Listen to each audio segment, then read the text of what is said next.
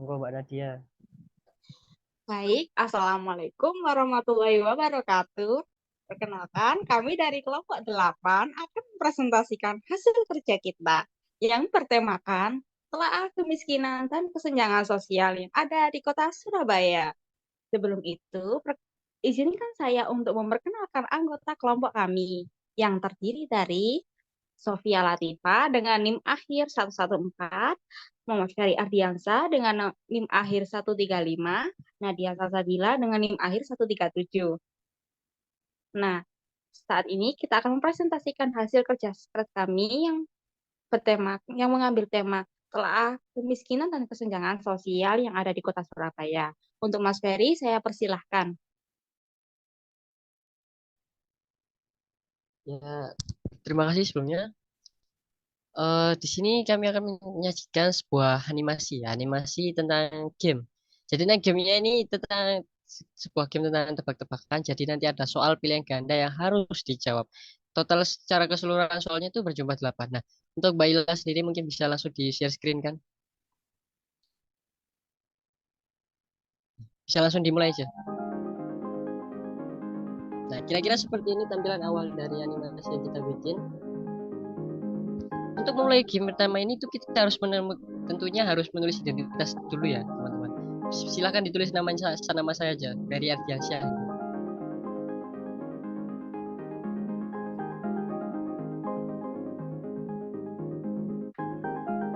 Tinggal.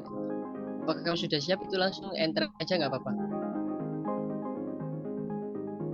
Nah, setelah memencet tombol identitas tersebut, maka kita akan diarahkan untuk memencet tombol play. Karena kalau tombol playnya nggak ditekan, maka soal-soal yang akan dilakukan itu tidak akan termuncul. Jadi harus ditekan tombol play terlebih dahulu. Silakan di play, Bala.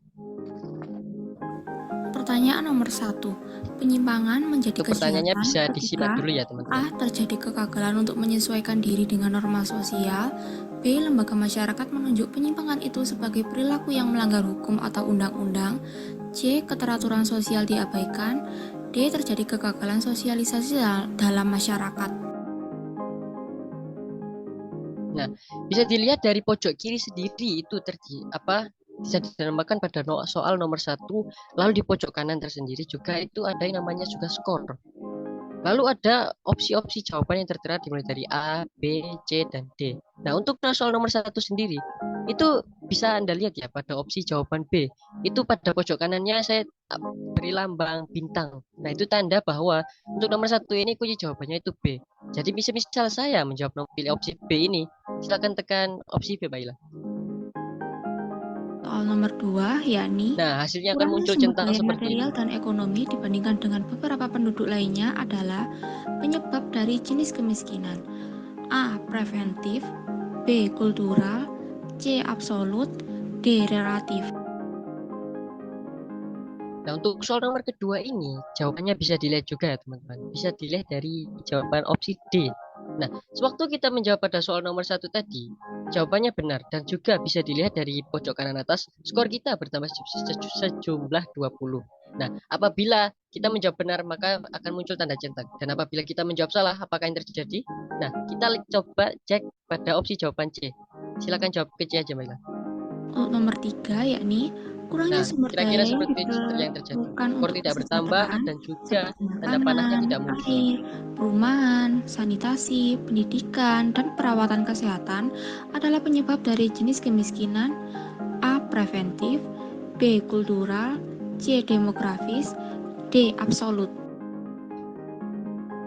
Nah, untuk soal-soal yang selanjutnya ini mungkin langsung bisa itu ya, langsung dijawab-jawab aja.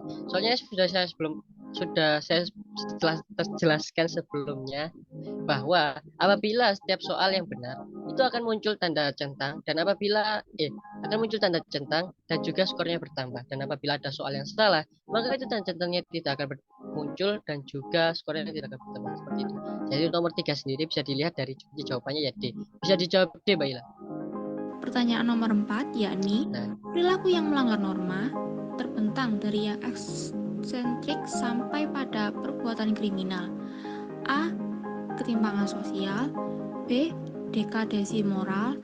C. Perilaku menyimpang. D. Konflik sosial. Langsung dijawab C aja, Mbak Ila. Nomor 5, kemiskinan jika dikaji dari sudut pandang sosiologi merupakan realitas sosial yang menjadi masalah sosial.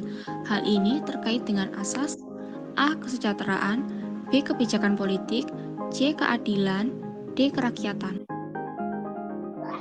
Nanti langsung dijawab B aja, Mbak Ila. Biar salah dulu. Nomor 6, kelompok sosial dapat terbentuk berdasarkan interaksi sosial secara intim. Akibatnya, setiap anggota saling mengenal. Pernyataan tersebut menunjukkan bentuk kelompok sosial A. Formal, B. primer, C. internal, D. informal. Ini bisa langsung dijawab B, Mbak Ila. Nomor 7, penanggulangan segala bentuk tindakan kriminal dilakukan dengan cara penanggulangan dengan pola keras, seperti penangkapan dan pemenjaraan sampai dengan penembakan atau pembunuhan. Cara ini disebut A. Preventif, B. Represif, C. Asosiatif, D. Konflik. Langsung dijawab B aja ya. Langsung benar-benar juga.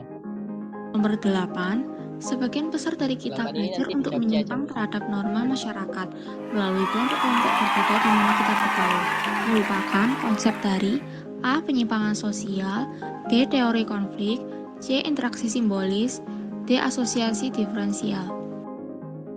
Nah, sewaktu kita sudah menjawab pertanyaan-pertanyaan tersebut, maka akan muncul. Saya sudah menyiapkan bahwa apabila skor kita yang kita peroleh itu di bawah 100, maka jawaban dari karakter yang dimunculkan itu kayak seperti tetap belajar lagi, jadi tetap semangat. Jadi kita harus memahami soalnya terlebih dahulu. Dan apabila skor yang kita dapatkan lebih dari 100, maka jawaban dari karakter yang kita terima itu adalah kerja bagus. Anda sudah menyelesaikan kuis ini dengan baik, seperti itu. Dan juga dari akhir-akhir itu, kita bisa melihat bahwa ada kode QR. Yang dimaksud kode QR itu ada pembahasan dari soal-soal yang sudah kita kerjakan sebelumnya. Jadi lebih meningkatkan pemahaman Anda terlebih lanjut dari soal-soal yang Anda kerjakan. Jadi seperti itu. Jadi kode QR-nya tinggal di-scan, langsung muncul deh penjawaban ini, pembahasan soalnya. Nah, seperti itu kira-kira animasi tebak soal game dari kelompok kami, kelompok 8 literasi digital pendidikan IPS 2023. Sekian yang saya bisa sampaikan, kurang lebihnya mohon maaf. Assalamualaikum warahmatullahi wabarakatuh. Waalaikumsalam.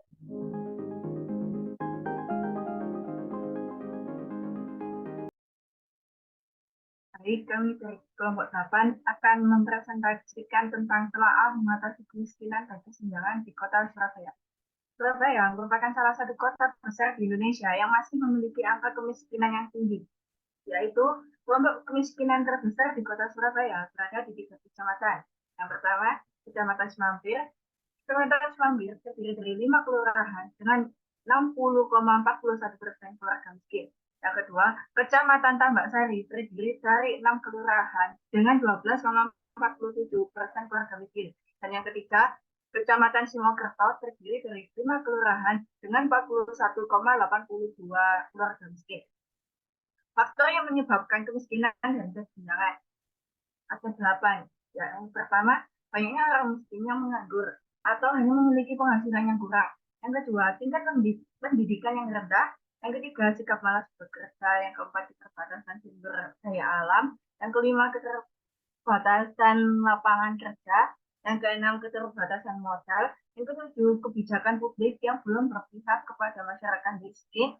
Dan yang terakhir, tidak tersedianya pelayanan sosial dasar, kesenjangan, dan ketidakadilan.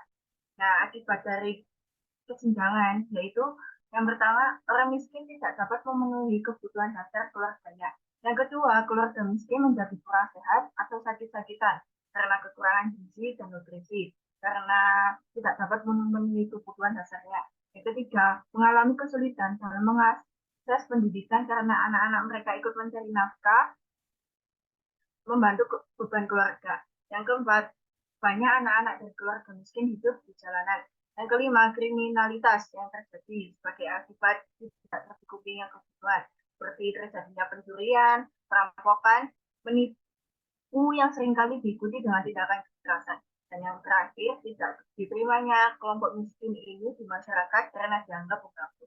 Nah, berbagai program telah berbagai program penanggulangan kemiskinan sudah banyak dilakukan oleh pemerintah, seperti instansi yang terkait dalam melaksanakan program pengentasan kemiskinan, yaitu Badan Pemberdayaan Masyarakat, Keluarga Berencana atau Bappenas, KB, Dinas Koperasi dan UMKM, Dinas Perindustrian dan Perdagangan atau Disperindak, Dinas Kesehatan atau Dinkes, Dinas Tenaga Kerja atau Disnaker, Dinas Sosial atau Dinsos, dan Dinas Pendidikan atau Disdikbud.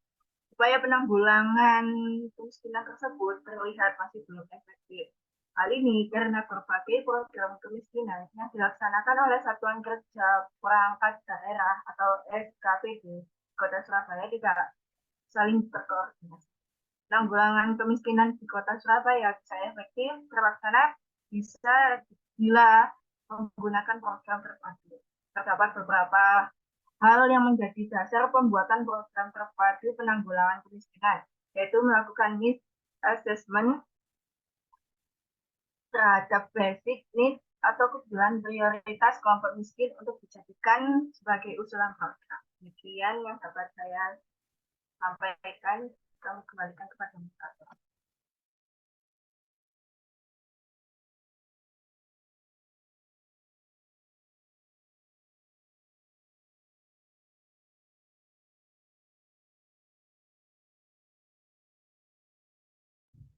Mbak Nadia.